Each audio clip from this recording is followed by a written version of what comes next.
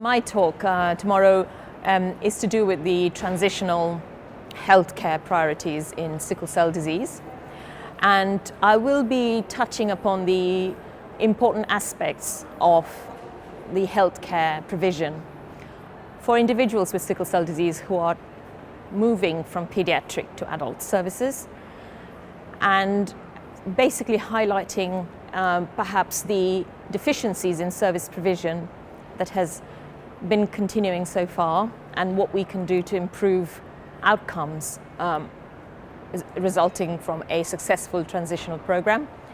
So the problem basically lies in the fact that we are perhaps not as well prepared to receive adult patients with sickle cell disease as we are to treat pediatric patients. So that's historically because sickle cell disease was often deemed to be a childhood illness because lots of people didn't survive through to adulthood.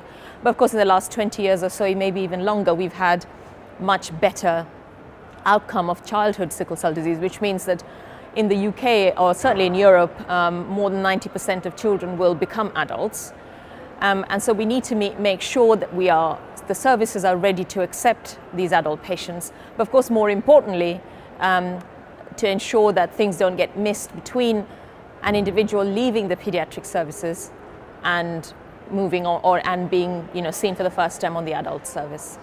The transitional care priorities in sickle cell matter because many people, the vast majority of people with sickle cell disease now in the West, will live to their adulthood. So it is important that their care is transitioned, meaning moved from a successful pediatric care to a successful adult care. Because what we really want at the end of the day is for these individuals to live healthy and productive lives despite their illness. And that can only happen if there is no gap in service provision between when they were in pediatrics to when they're in adults. And what has happened historically is that there has not been any conjoined effort in linking up the pediatric and adult services together, and that's not just for sickle cell but also for many patients with long-term conditions. Sickle cell in many ways is unique because there are certain unique features of sickle cell, particularly to do with the kind of intermittent painful events that people with sickle cell disease get, that makes it almost like a hidden condition. That's hard to tell that they have a chronic disease. There's a lot of stigma associated with the condition. So there are additional burdens that adolescent patients with sickle cell have to carry. And of course, teenage and adolescent years are themselves challenging because people develop sociologically, economically, educationally, they have to develop a lot as well. There's loads of challenges. So if you then layer it onto it a chronic disease complex, then it becomes even more complicated.